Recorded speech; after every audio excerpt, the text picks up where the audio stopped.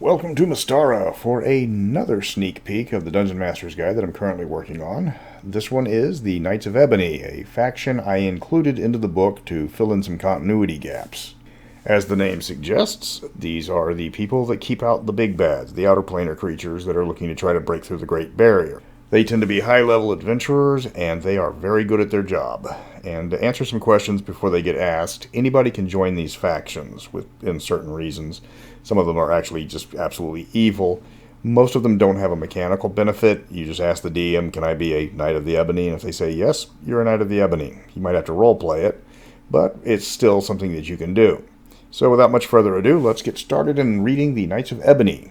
Basic write-up. Their purpose is to prevent infiltration of extraplanar creatures. Their organizational type is extra-governmental. The estimated membership is 500 in the known world. Their functional range is all of Mystara, and their current status is secret and semi-legal.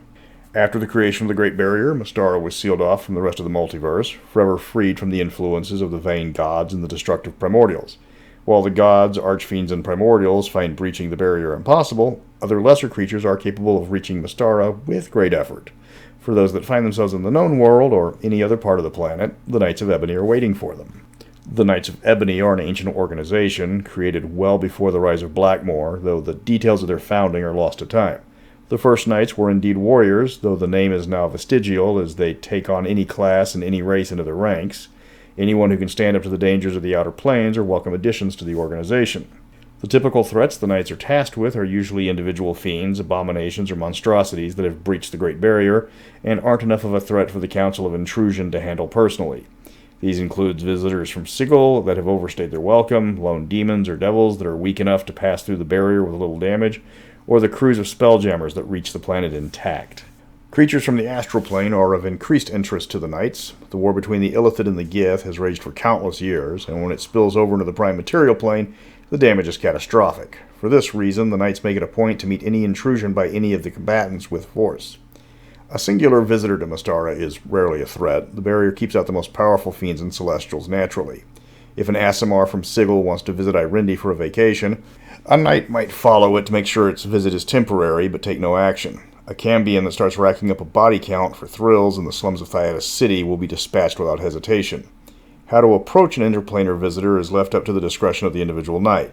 Some visitors have to be rescued from the local populace, even if they aren't hostile.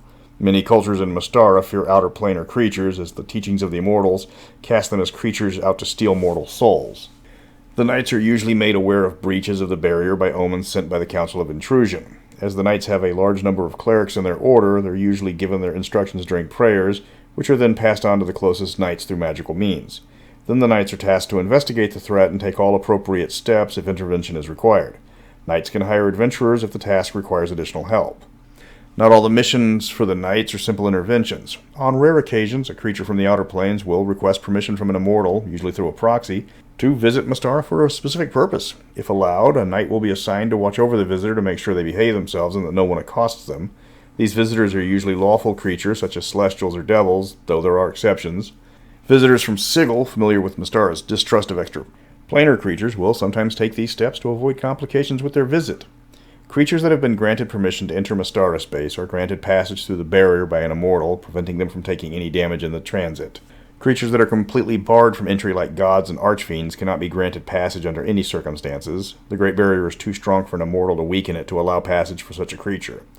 The visitor is given time to complete a task or a specified period to stay in Mystara. Afterwards, they're expected to leave.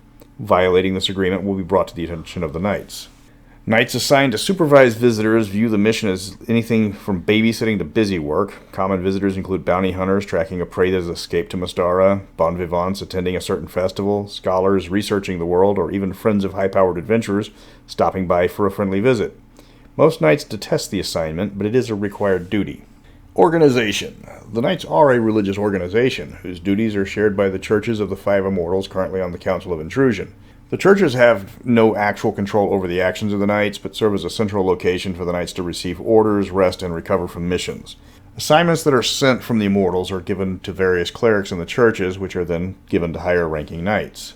Because of the creatures they deal with on a regular basis, almost all the Knights are powerful adventurers in their own right. There is very little actual structure in the organization, as the Knights are experienced enough to handle the problems given to them. The headmaster position is typically held by a knight that is too old to adventure, and instead handles day-to-day operations and diplomatic relations with various nations. There is not a traditional headquarters for the knights. Instead, the headmaster just moves the headquarters to wherever it's most comfortable for them. Since the knights are veteran adventurers, all assignments are usually sent through magical communications.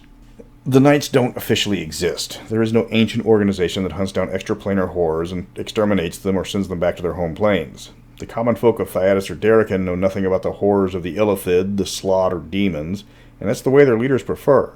In reality, the Knights are known to most world leaders, even if only individual knights in various nations. If Guildmaster Meditor learns of an eldritch horror stalking the streets of Serendib, he will know someone to call that will deal with it. Some leaders are very aware of the existence of the Knights and will provide them with material support if their services are needed locally. Most likely, these leaders are arcane practitioners such as Etienne d'Amberville or Empress Ariadna. Moglai Khan of Ethengar is a staunch ally of the Knights, having discovered them thanks to their contacts with his nation's spirit shaman. While Knights prefer to use as few reinforcements as possible, assistance in the form of constructs or magical items are always welcome. Joining the Knights is a simple matter. All it takes is a formal invitation. This is typically done if an adventurer is seen taking down a creature from the outer planes, or befriends a knight who sees their merit.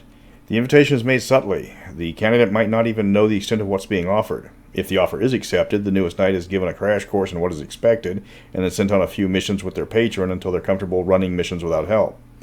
Leaving the Knights is a dangerous proposition. Knights that are injured or can no longer handle the tasks assigned to them are usually moved to an administrative position inside the Order, allowing them to research extraplanar creatures for them.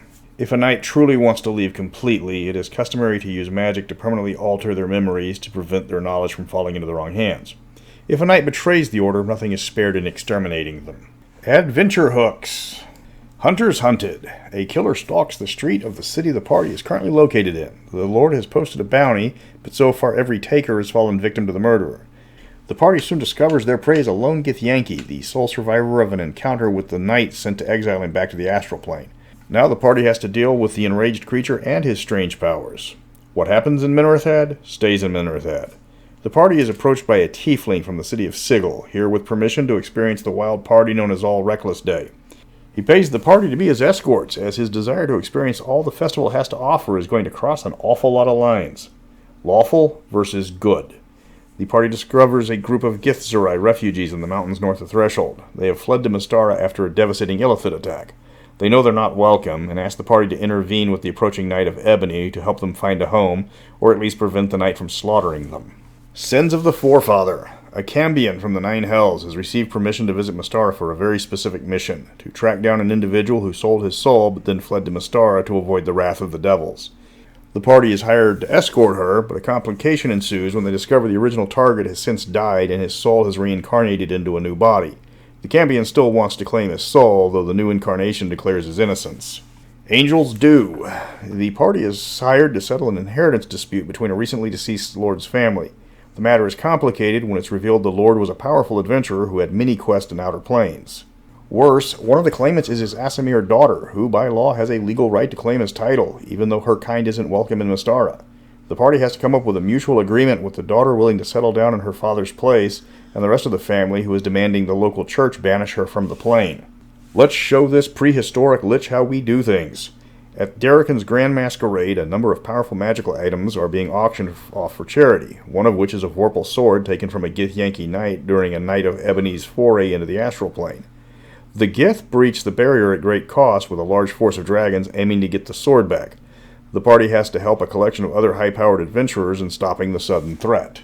Big brains, bigger broadsides. An Alphasian diviner has predicted a massive breach of the Great Barrier in distant Norwald from the astral plane. The party is hired to assist a Knight of Ebony to travel to the plane, discover the source of the threat, and the party learns of an Illithid invasion fleet there to try and establish a foothold in Mystara. The party has to get their information back to the Alphasian fleet, where none other than Prince Haldemar of Hakan and the Princess Art leads the armada against the Illithid nautiloids.